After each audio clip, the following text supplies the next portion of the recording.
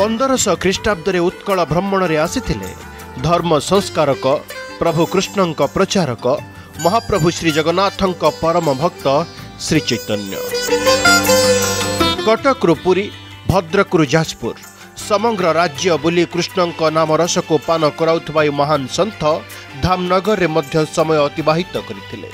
ए जो मठ देखुचंती मठ मध्य अवस्थापित बट वृक्ष देखुचंती ए वृक्ष तले विश्राम नैथिले प्रभु चैतन्य।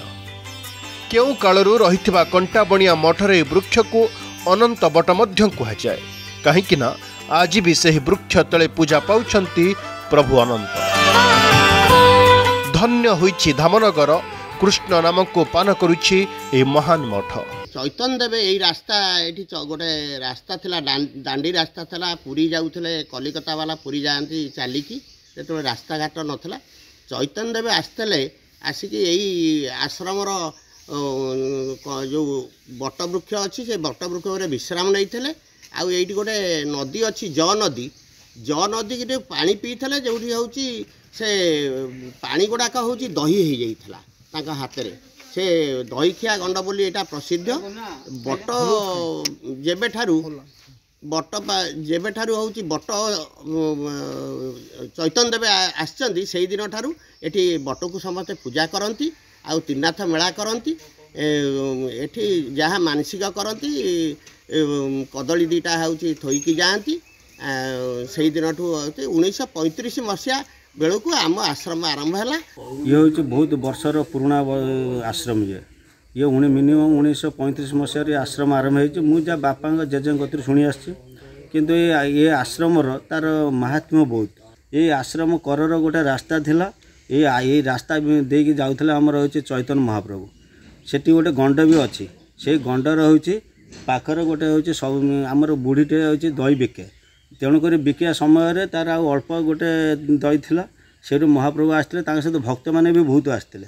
जदि आसते जो शोष लगी कहला आमको टे दही दियो ये कहले ये टाटिया टाटिए अच्छे दही आपको एत लोक केमी दही दिज्व आ कहले आप दिंते हेतिक आम पाइदेबू से दही टाटिया जो देते से दही टाटिया से गंडरे ढाली देते से दही पूरा गंडटा पूरा मई होता समस्ते आराम से पीकी जाते तेणुक तार ना हूँ दही खंड से दही खंड गंड से आश्रम आसिकी आम जो बटवृक्ष देखो ये बटवृक्ष मूल आज चैतन्य महाप्रभु आश्रम माने विश्राम नहीं मठ मध्य रही समुदाय 8 कोटी मंदिर बड़ देउल अनंत नारायण बैरागी मंदिर लंबोधर बाबा मंदिर शिव मंदिर दुर्गा मंदिर लक्ष्मी नारायण मंदिर बिहारी बाबा मंदिर एमितिकी एकाधिक यज्ञ कुंड मध्य रही वर्ष को थरे मठ मध्य महायज्ञ आयोजित होउथिबा बेले 12 मासरे 13 परब होता है। सबु मठ भली एई मठर मध्य महंत रहिछंती अनेक श्रद्धालु ए वृक्ष को दर्शन करी निजको चरितार्थ करिथांती। मठर कई महत कई नथिले लंबोधर बाबा आइले से रहिले तापर से चलीगला मत दायित्व दे चलीगले आउ ये तो 4 टाइम आमर पूजा सकाल 3टारू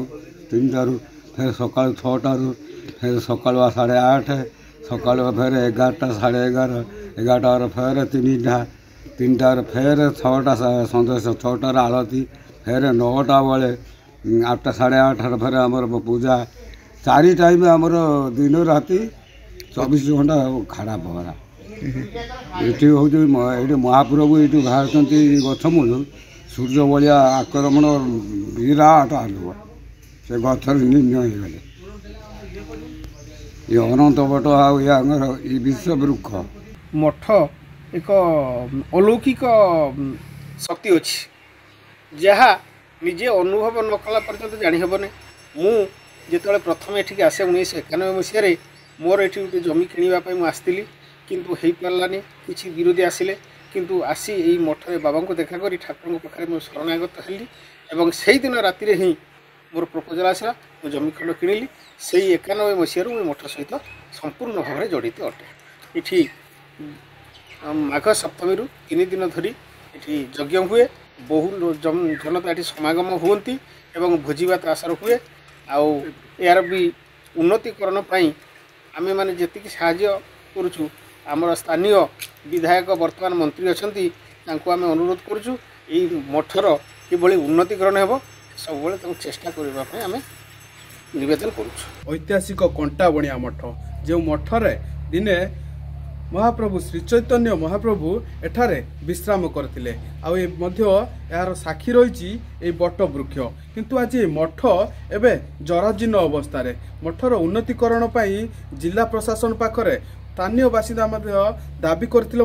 किंतु आज पर्यंत कौन से भली पदक्षेप निया जायनि। तेबे आगु यार उन्नतीकरण हेले एठाकू स्थानीय अंचल श्रद्धालुओं सह पर्यटनकर भिड़ जमियो बोली आशा करा जाउची। तेबे आगु प्रशासन यार किभली एठारे उन्नतीकरण करुचंती ता देखिया रहिला बाकी। भद्रक जिला धामनगरु विश्वजित पलाई, अर्गस न्यूज।